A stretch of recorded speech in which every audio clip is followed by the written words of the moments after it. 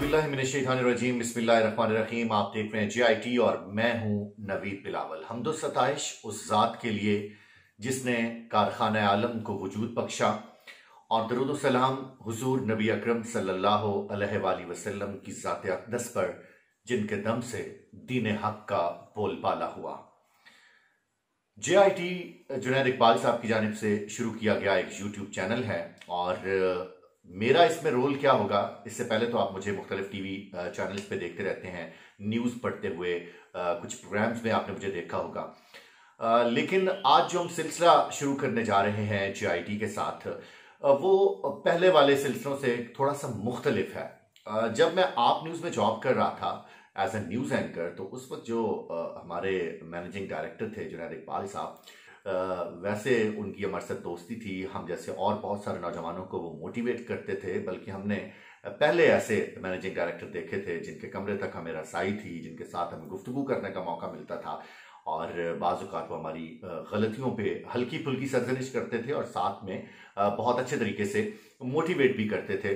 तो एक निजी नशिस्त के दौरान जब उनके साथ बहस मुबाहिसे का सिलसिला होता था, तो एक दिन एक मजहबी गुफ्तगू हुई किसी टॉपिक के ऊपर, तो उनको थोड़ा सा आइडिया हुआ कि मैं मज़हब के हवाले से या इस्लाम से रिलेटेड, इस्लामिक हिस्ट्री से रिलेटेड और खुसूसन कुरान मुक़द्दस के हवाले से कुछ थोड़ी बहुत समझ बूझ जो है वो रखता हूँ, और इस चीज़ को उनकी जानिब से अप्रिशिएट किया गया। और जब JIT का अब वो सिलसिला शुरू करने जा रहे थे, तो यूँ समझें कि गन पॉइंट पर उनकी जानिब से ये ऑर्डर हुआ। वैसे चूंकि मैं मौलवी हूँ नहीं, मैं खुद को ना मौलवी समझता हूँ और न इस किस्म की छाप अपने ऊपर लगवाना चाहता था, क्योंकि मैं ये समझता हूँ कि जो उलमा हैं वो अंबिया के वारिस हैं और ये एक बहुत मुक़द्दस काम है जो कि हमारे जैसे गुनाहगार बंदे के बस का काम नहीं है। लेकिन उनकी जानिब से एक मोटिवेशन थी कि आप देखते हैं, बल्कि हमने भी देखा यूनिवर्सिटीज़ में भी और मीडिया को जब से ज्वाइन किया, कि बहुत सारे लोग ऐसे हैं, इवन 90% लोग ऐसे हैं कि जिनको कुरान मुक़द्दस का तर्जुमा तफसीर नहीं पता। इतनी मुक़द्दस किताब, वो लेटर्स, वो बातें जो कि अल्लाह रब्बुल इज़्ज़त ने अपने पैगंबर के साथ की, अपने महबूब सल्लल्लाहु अलैहि वसल्लम के साथ जो पैगामात शेयर किए गए जिब्राइल अमीन के जरिए से, तो वो आप सोचें कि कितनी खूबसूरत और कितनी इंपॉर्टेंट और कितनी मुक़द्दस बातें होंगी। और उन सारी मुक़द्दस बातों को हमने अपने घरों में अलमारियों के अंदर सजा के रख दिया हुआ है, लेकिन हमें पता नहीं है कि उनमें लिखा क्या है, अल्लाह का असल में पैगाम क्या है। कुरान मुक़द्दस के अंदर बहुत खूबसूरत मकामात ऐसे हैं कि जब आप उनको देखते हैं, गौर से देखते हैं, तो आप हैरान हो जाते हैं कि ये बातें वाकई कुरान मुक़द्दस में मौजूद है। मैं आपको एक मिसाल देता हूँ कि ये जो कुरान हम तक पहुँच गया और हम हमारे घरों में मौजूद है और जिसकी हिफाजत का जिम्मा अल्लाह रब्बुल इज़्ज़त ने खुद लिया हुआ है, ये कुरान मुक़द्दस पहुंचा कैसे? होता यह था कि जिब्राइल अमीन के जरिए वही नाजिल होती थी और जिब्राइल अमीन जब इस कुरान मुक़द्दस को आगे आगे पढ़ा करते थे, आप सल्लल्लाहु अलैहि वसल्लम ने कुरान मुक़द्दस की उन आयात को रिपीट करना होता था। तो आप सल्लल्लाहु अलैहि वसल्लम जब पीछे पीछे रिपीट करते थे ना, तो थोड़ा सा अल्लाह के बाबू सल्लल्लाहु अलैहि वसल्लम को थोड़ी सी तकलीफ होती थी, क्योंकि जिब्राइल अमीन की शायद स्पीड थोड़ी पढ़ने की ज्यादा होती थी।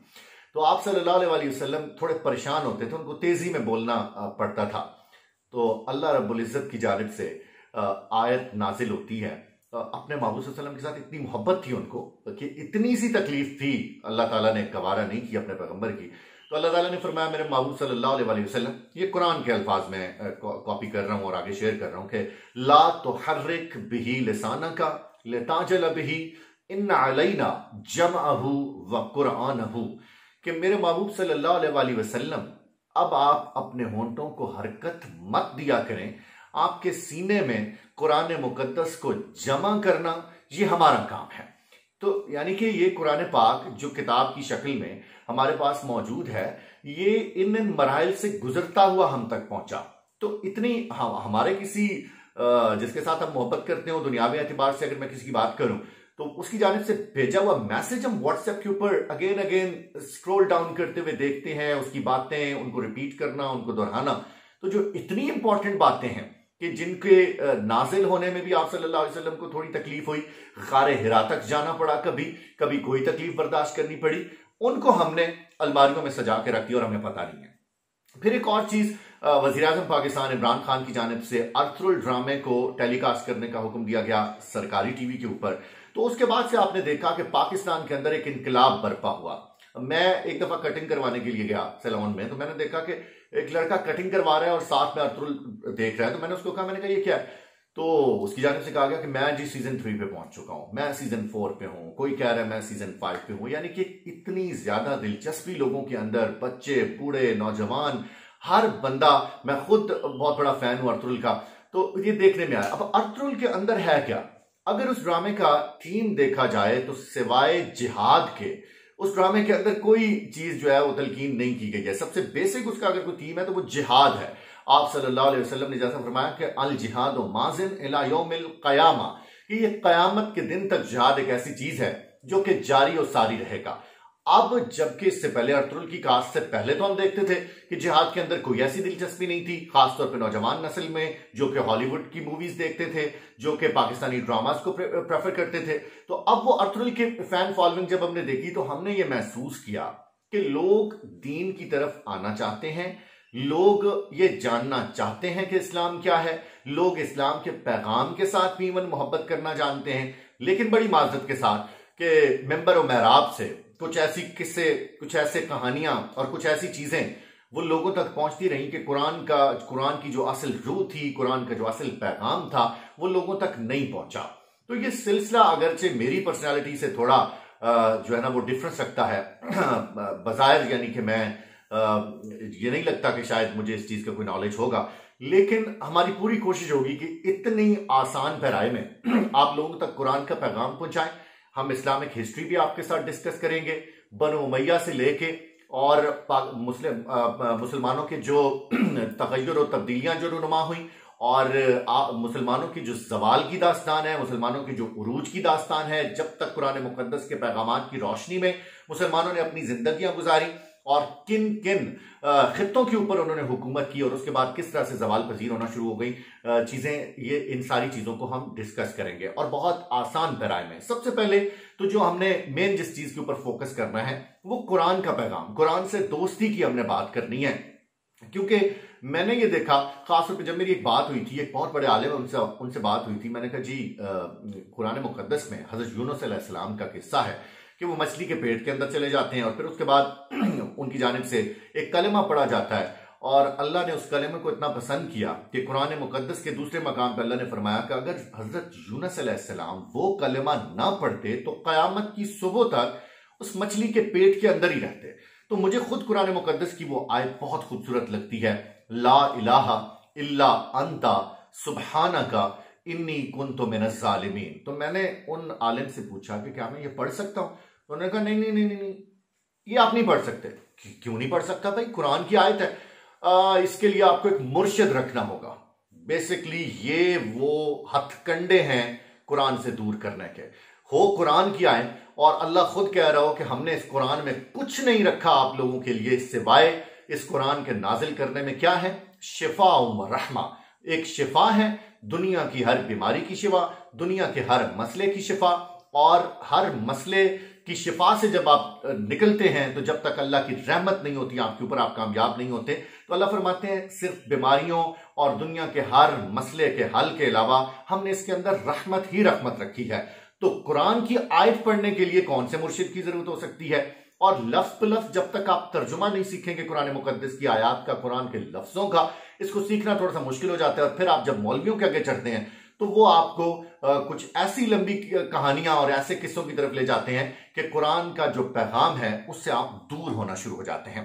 फॉर एग्जाम्पल मैं आपको एक छोटी सी मिसाल दूंगा कि आप सल्लल्लाहु अलैहि वसल्लम बतने नखला के मकाम पर कुरान मुकद्दस की तिलावत फरमा रहे हैं, और सूरत का नाम है सूरतुल जिन, और जिन्नों की एक जमात को अल्लाह रब्बुल इज्जत ने उस मकाम के पास से गुजारा जहां पर आप सल्लल्लाहु अलैहि वसल्लम कुरान मुकद्दस की तिलावत कर रहे थे।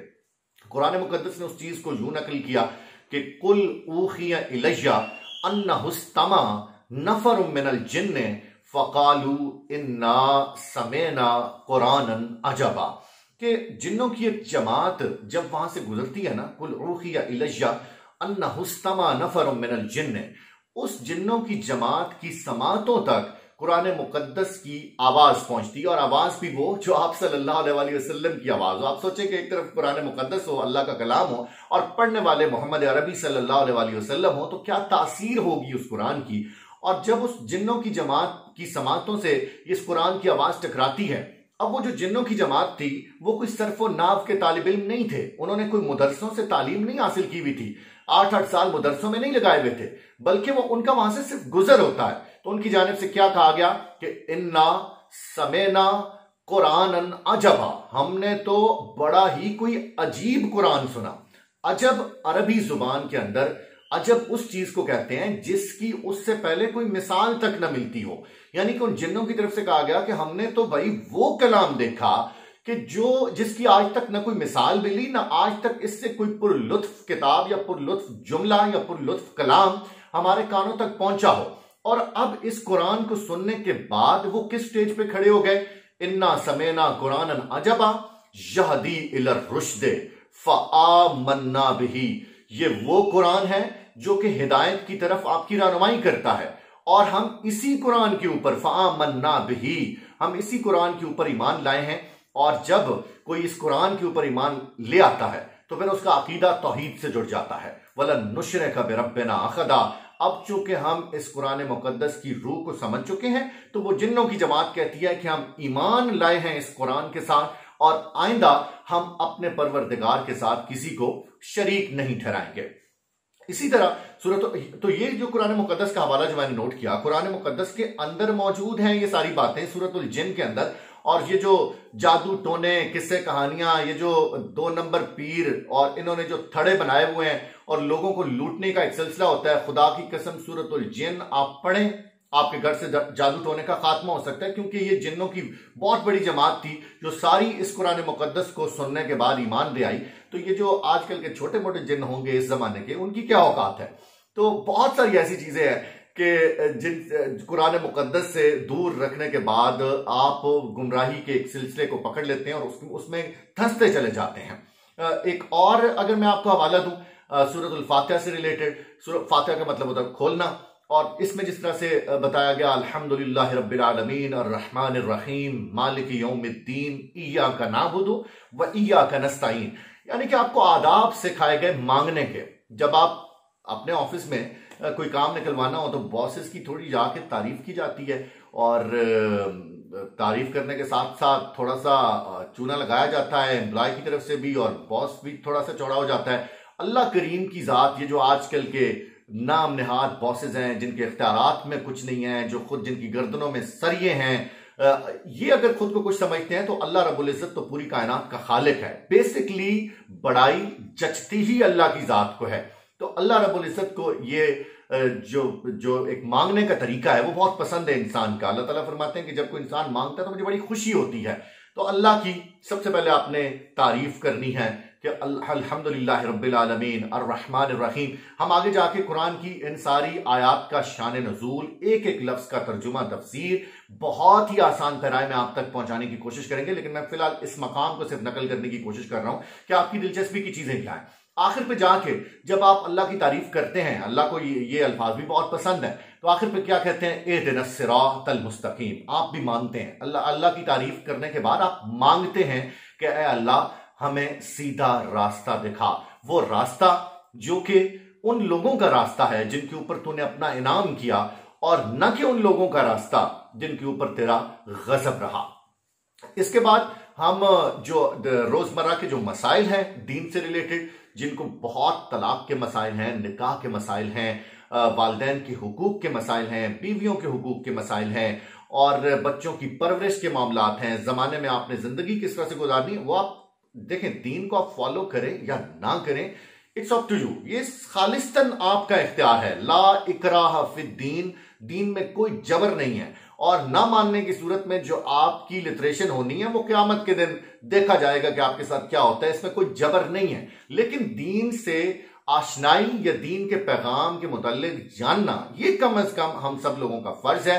क्योंकि हमारे बच्चों को इंडियन मूवीज के नाम पता है, इंग्लिश मूवीज के नाम पता है, और बहुत सारी कैटेगरीज की मूवीज होती हैं, उनके नाम भी पता है जहां तक मुझे लगता है, लेकिन कुरान के किसी एक मकाम का तज़किरा किया जाए, खुदा की कसम नहीं पता होता। नमाज में आप आज अपने घर, मेरी इस वीडियो को देखने के बाद अपने घर वालों से जरा पूछिएगा, अत्तहियातु लिल्लाहि वस्सलावातु वत्तय्यिबातु, इन लफ्जों का मतलब क्या है।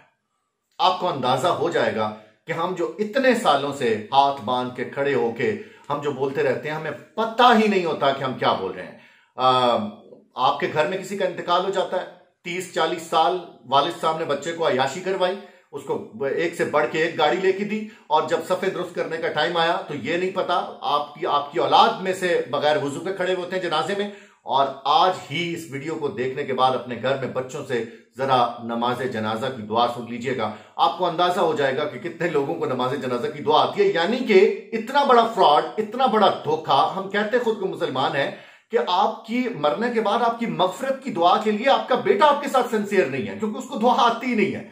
उसको आप सल्लल्लाहु अलैहि वसल्लम जो तरीका सिखा के गए हैं मगफरत के लिए दुआ करने का, वो पता ही नहीं है। तो यहां पे ये सारी बातें करने का मकसद कोई इल्मियत झाड़ना नहीं है।